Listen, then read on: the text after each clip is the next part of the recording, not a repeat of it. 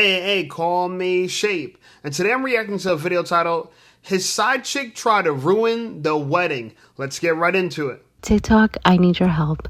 I need to find out who this lady is because she needs to know the kind of monster she married on Saturday, July 26th in Fairfax, Virginia. This is Frank Arnold, and I have been seeing him consistently for the past year up until 4 a.m. on Saturday morning when he dropped me off at my house after spending the night with me. So imagine my surprise when I go online and I see a video that his friend posted of Arnold getting married after he had just been telling me he wanted to have a child with me. I had no idea he had a whole fiance. That's her name and that's his name. They ended up going to the club after the wedding. Weird. He doesn't even look like he's enjoying himself. This is the demon that calls himself a man of God.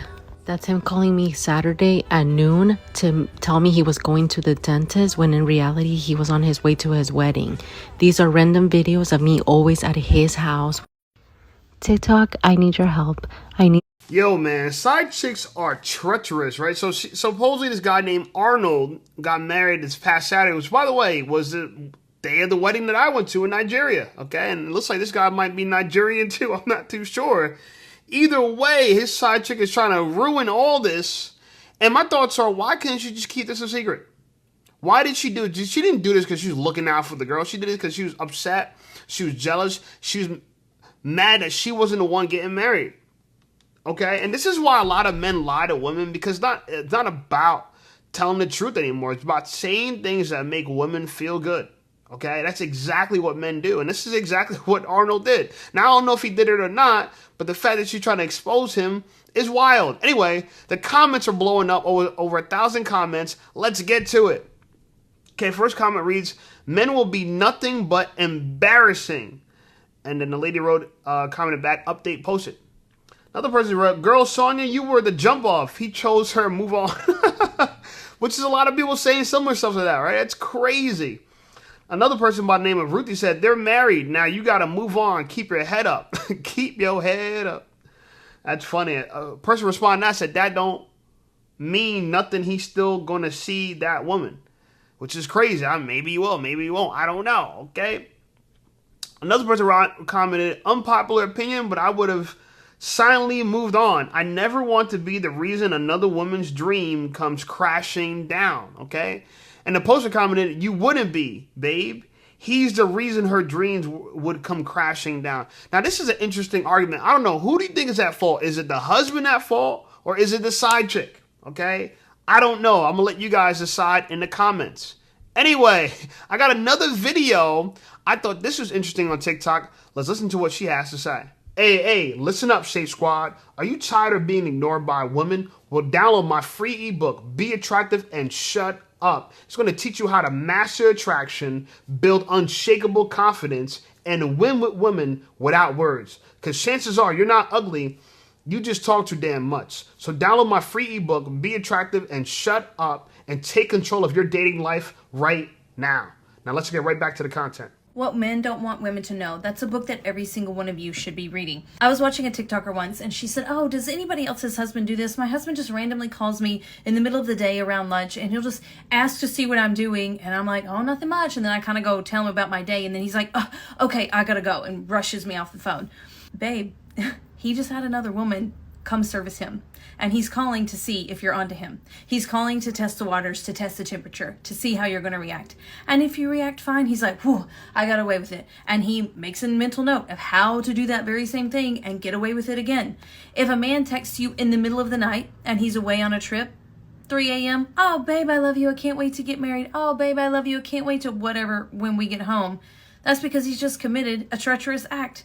And he feels guilty, so he's trying to close the gap between his guilt and making sure you still love him. You have to pay attention to these little nuances because it's really not what you think. And once you read this book, you get into the mind of men. You understand how they operate. You understand what they're trying to get away with and what signs to look for. And then you're not so naive when you wake up one day and you're like, oh my gosh, this happened to me. What men don't want women to know. I don't know. I need to look into this book to see if it was written by a male or female. I never heard of this book before. Let's see the title of the book. Let's see. I don't know. By Smith and Doe. I'm gonna Google this because I'm actually really confused by that. All right, and if anyone knows in the comments, you can let me know. But I find that this sounds like a woman wrote this book, right? I don't think that a man would write this trying to inform women what men do when they're cheating. This sounds like something that women is using intuition to try to figure out. Bill Doe and Mike Smith. So I don't know, maybe two gay guys. I don't know. No knock to them. I mean, shout out to them if they're trying to stand up for women. But let's address some of the things she said. She said, if your husband's randomly calling, it's because he's cheating. So random calls from your husband equals cheating? I mean, that to me is an overreach, but okay, carry on. The next thing she said is, if he texts you in the middle of the night, is maybe because, she said because, he just committed a treacherous act, okay? But what if he can't sleep? What if he texts you in the middle of the night because he can't sleep and he's saying to himself, damn, I don't want to be away on a business trip. I want to be with my wife.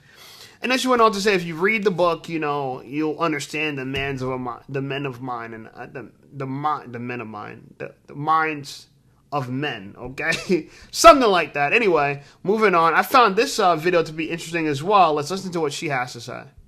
And when I make these comments about how white women do not want black women to date within their own races, this isn't just exclusive to white women. This is any diaspora of ethnicity. The further you deviate from their cultural systems, and I would go as far as saying some of them adopt American cultural identities and feel it's easier to align themselves with white supremacy. And it's not necessarily that they hate that you in particular as a black woman. It's not that they hate you for dating a man outside of your race. They hate how it disrupts the system. And depending on the woman, they might do some things. They might embarrass you, embarrass themselves, degrade the man that you're seeing in order to remind you that they do not accept what you're doing. And from my own personal experience, a few years ago, I had this friend who really valued dating white men. Now, at the time, I was a pretty sheltered kid, so I never really experienced dating, and I didn't understand the complexities that came with dating as a black woman. There was this guy who had an interest for me. We began having a talking stage. Mind you, this guy was an athlete. This guy was very attractive. So naturally, a lot of women would want to go after him. So prior to me meeting this guy, I have never talked to my friend about being in relationships or men really. And when I told her that we were in a talking stage, I literally saw the perception of how she viewed me in that moment shift. A couple nights later, she invites me out with a couple of her girlfriends, and these girlfriends are white. Before we go out, they sit in the car with me and talk about this man. They berate him. They say that he has no class and he's just acting very loose and he's going for anything. And what really got me was one of them said he would literally sleep with anybody. After hearing how you guys have interacted, I'm disgusted, is what this girl said verbatim to me. Later that night, my friend found this guy on the dance floor and made out with him in front of me. And of course, when I just acted in shock, I started crying. I was getting upset. Everyone around us was saying how I was overreacting about a guy that I'm not even in a relationship with, that I'm not even sure if he even likes me or if he's just experiencing some sort of kink. So when I have these conversations, it's coming from a place of experience. And I see the stares. You know, if I am out with a man that's not my race, I see the stares. I notice the whispering. And I definitely know the conversations you have when I'm not in the room, when other black women are not in the room. And when I make these comments about how white women... That is so interesting. I never heard that before, but let's review some of the things she said. Okay, so she said white women don't want black women to date within their race. And it's not because they hate you, it's because how it disrupts the system. She never got to how it disrupts the system. I don't know. So that's kind of a vague conclusion there. So I really would love her to elaborate on it. So how do black women disrupt the system of the white dating? I don't see it. I'm sure some white women might be bothered by this, but I'm sure there's other white women that could care less. I don't care. I mean, if a black woman wants to date a white guy, go ahead. And black women usually say, "Oh, they don't mind if we date white women. They just don't like us kicking black women down while we do it." That's the phrase. Most black women that date white guys, they do it by kicking black men down or making fun of black men. Whatever. I don't care either way. You're not for me. I'm not sleeping with you. That's his problem. They also said that the guy, so they started to berate the guy that she was talking to in the talking stage. They said he has no class and he acts loose and he would sleep with anybody. And the interesting thing about that was, I don't know, you said that they don't hate you, but it sounds like they do hate you, right? And especially because you said that they found him on a dance floor the night when you guys were out and they started to make out with him. That's interesting. Now, I've been to clubs before where girls walked up to me randomly and made out with me. And it was white girls, now that I think about it. I don't know if they did that to kind of prove something. I'm looking, now I'm thinking about damn, why did they do that for? I'm looking into it, but I've had it happen more than once. A girl walk up to me and just start making out with me on the dance floor as I go into clubs. So that was kind of shocking there. Anyway, they also said that there might be some strange kink that he might be into. So I don't know. It sounds like they don't like you. I could be wrong about that. That's just my opinion. Let me know what you guys think in the comments. I don't know what else to say about that. Anyway, I found this. This to me is a gem. Let's listen to what she has to say. If I had some advice to give to my young sisters out there, it would be to live a life so you will not be a miserable older woman.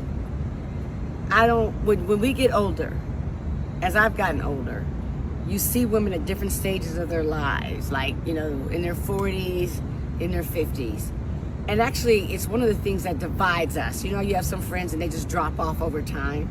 One of the things that divides us when we get older are those women who are just angry. And I particularly learned this when I was in certain social clubs, but just literally in my life, I've learned that there's some women who are just so miserable because they didn't live the life that they were offered. They didn't live the lives they were offered. They didn't take opportunities. They gave their lives up for their children, everything up for their children. They gave everything up for a man. They didn't do things because of fear. All the things that hold us back. And I'm saying this without judgment because I've certainly been afflicted by certain things like this too. But you will see some 50-year-old women. You could see them. Some women just walk around, they have a scowl. You see some women, they're nasty to women who are younger than them. How are you 50 and competing and hating on a girl who's 30 years old? Those women are miserable. They didn't live a good life. You should, when you see it, if you lived a good life, you're 50 years old and you see 40-year-olds and 30-year-olds and 20-year-olds, you're like, yes. You celebrate them, you elevate them because you were them. You lived a good life. But those women who are not happy with their lives, who are filled with regret that has turned to rage, are the hardest people in the world to be around. Some of us work with them. Some of us live with them. Some of us have been mothered by them. Some of us are their nieces. Those are the people you want to stay away from and you don't want to become. So live a life that you know that you could be happy with yourself and who you are when you're 40 and 50 years old. And I promise you, that life won't be where you're sacrificing your whole self for somebody else, anybody else, even your own children. That's my advice. Now, it's a gem for many different reasons. I agree and disagree with her. Okay? She says, live a life so you won't be a miserable older woman. Here's the thing, I agree with her. Now, I disagree with her prescription. Her prescription is don't sacrifice your life for nobody else. It's so interesting women say that because they expect a man to sacrifice his life for her, right? Get married, cut every other woman off, cut up all your opportunities off. Don't sleep around anymore, be with one woman. But it sounds like to me that she's telling women not to live a life where you had FOMO, right? Fear of missing out. And it seems like they have fear of missing out on a whole phase. She doesn't want women to miss out on the whole phase. Because, you know, when women say live your life, live your life, live your life, what they're really talking about, be able to go out there and have free sex, have casual sex, sleep around. It feels good. It's fun. It's exciting. They want memories of random men shagging them. Why do you want all these memories of random men shagging you? And you feel like that's going to help you age wisely, but sacrificing your life for your kids, living through your kids, vicariously through your kids, how's that a life of regret? It seems like the opposite to me. That if all you had was a bunch of men who shagged you for fun, right? Skeet, skeet, skeet, smack you with the fucking eggplant, how was that going to be a life that you won't regret? But if you actually became a good mother and you see your kids blossom, then you're going to regret that. I don't know, but you know what? Some feminists, I guess they make the mistake of getting married and have kids, and they think it's awful based on the feminist ideology. It's awful. It's the worst thing that could possibly happen to you. Have kids, get married, sacrifice for somebody else. Mind you, everything we have in society, all these unearned privileges, especially in America, are from people who sacrifice their lives. When it comes to construction work, one of the most dangerous jobs in America, out of every 100 hours, one construction worker dies. So construction workers are sacrificing their lives to build monuments, buildings, facilities, things that we enjoy, and we don't appreciate it. We think they're just, oh yeah, bridges, oh yeah, it's supposed to be there. Structures, ships, boats, oh yeah, they're just supposed to be there. They're just there for you to have a good time. Women have no concept about how a lot of these resources come about. People sacrifice themselves for it. And we find it to be good. And we don't want to pay it forward. We want to just turn around and enjoy. Like, these women are freeloaders. They don't want to look at it like, all right, someone threw a party and bought all this stuff, cleaned up the place, and took time to put this together. Those women don't care about that. They want to come in, eat, ruin the place, destroy the place, have fun, and then bounce. That's their idea of living a good life. Not contributing to the party, not throwing the party. Just going there and freeloading and being out. I'm telling you, man, a selfish woman is a dangerous woman. So I think that's a gem, but for reasons you might have not been aware of initially. Anyway, here's another good video. Let's listen to what she has to say.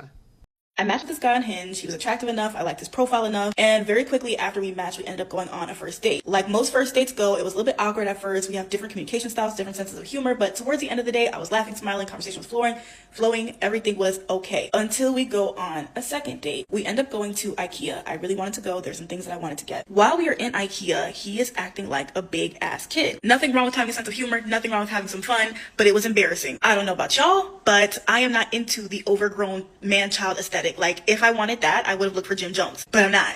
And hence why it didn't work. So while we're walking around the store, I just start to feel like I'm chaperoning a middle school child because he's like jumping on the furniture. He's throwing his body weight on me like in public. And I'm just like, huh. And before y'all ask, yes, I did communicate that, hey, like, let's lock in because you're doing a lot right now. And I am not good at hiding my emotions. You will know when I'm annoyed. The problem was that he knew that he was annoying me and he didn't care. I'll go even as far as to say that he was enjoying that he was really thoroughly annoying me. And he casually asked me in the car, what percentage of the time am I annoyed when I'm around him? Like I always say, men know what they're doing. They just want to see how far they can push you. So I matched with this guy on Hinge. He was attractive enough. I liked his.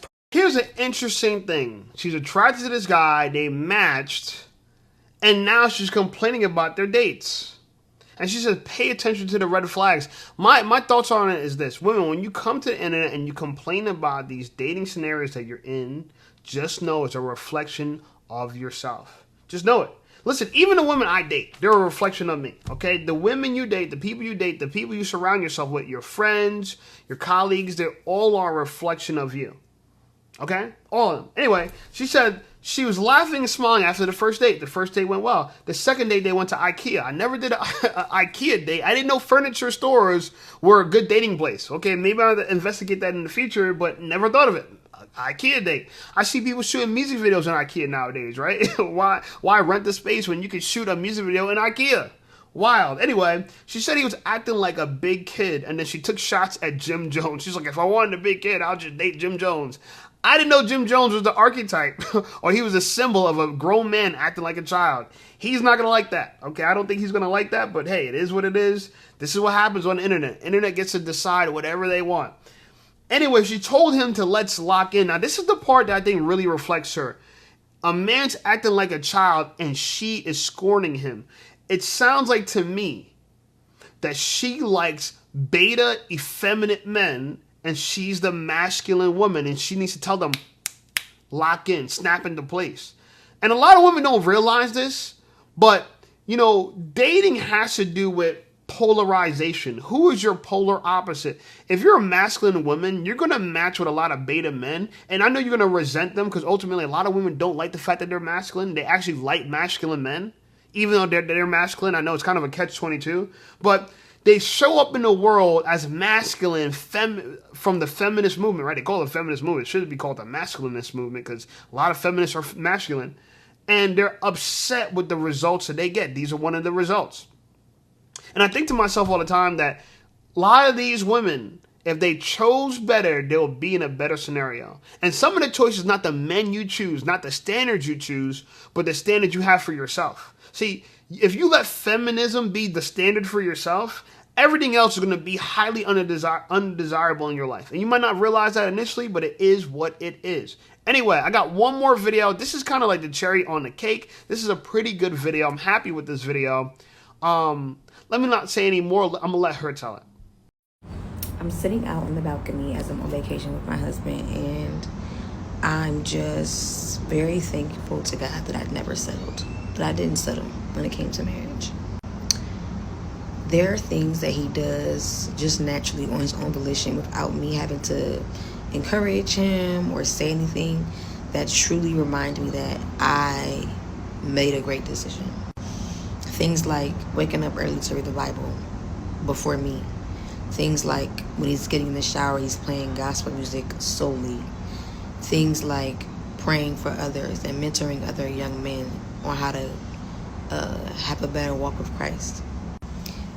It's not that I didn't think that those kind of men existed, but I will say on my journey to meeting him, I definitely met some pseudo guys who I thought maybe this would be the best, or maybe I could teach the person how to do the things that I really desire in a man. But I'm so thankful that I stood to my standards and that I did not waver 100%, and that I waited for him, because I always think about, like, imagine if I didn't and I said yes to someone who doesn't do the things that I really wanted a man to do, like read the Bible, like lead me, and that I was teaching them how to do so. Not that that is incorrect, but it's just not what I desired for myself. I've seen it done, but I'm grateful that I waited and that I'm with a man that truly leads me in every aspect of my life. Prayer, studying the Bible, in the Word of God, everything of that nature. My encouragement to you is not to settle. There is a man out there who does and is exactly who you want him to be. You maybe just haven't met him yet, but don't settle. So, okay, I disagree with one thing she said, but I agree with a lot of the things she said, and I was really surprised by this. This whole idea, don't settle, it's really a confusing idea, because the assumption is a woman is going to be the one settling in a relationship, and oftentimes the man is settling for her. I don't care if you even earn more money than him. If you are out of shape and you're older, he's settling for you. Okay, I'm just saying. If you're out of shape, you're older, and you have a lot of money, you might think you're a catch. But not in a man's book, okay? Anyway, she was on vacation with her husband, and she said there's things he does on his own that she didn't have to tell him to do. Now, right away, I thought she was going to talk about like things like acts like serving her, buying her flowers, opening doors, all this chivalry stuff that women think they want in a man. Which, by the way, could easily be manipulated. What I like what she said was he wakes up early to read the Bible.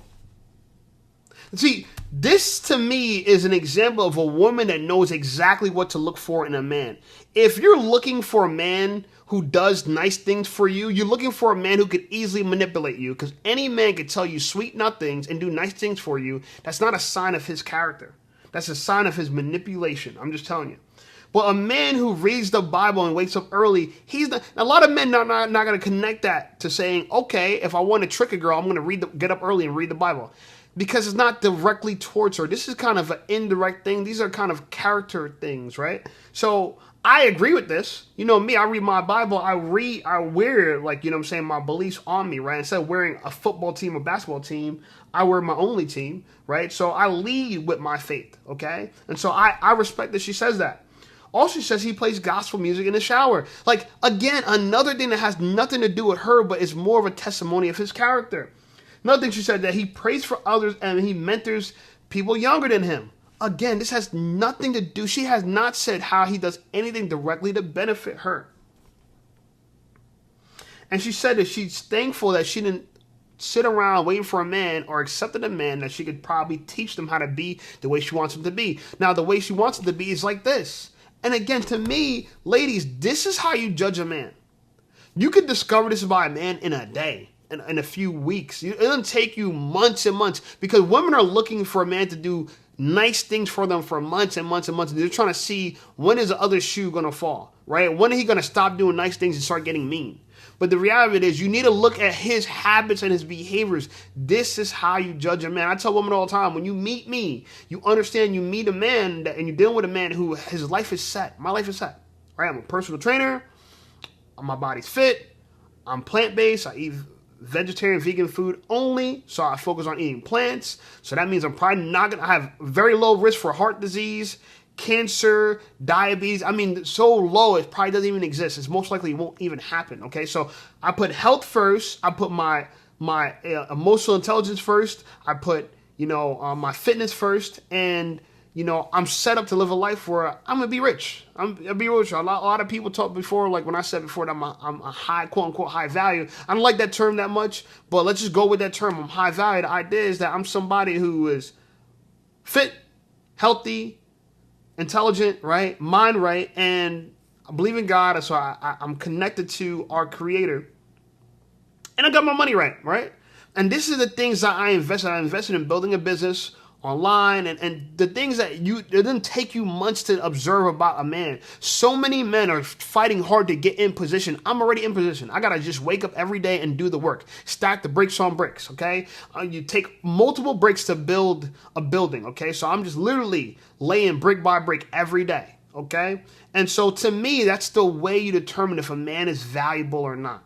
Not if he treats you well, he says nice things to you, his friends think he really likes you, he really loves you. That says nothing about his character. The things that she described says everything about her husband's character, so I'm thoroughly impressed with her estimation of who he is.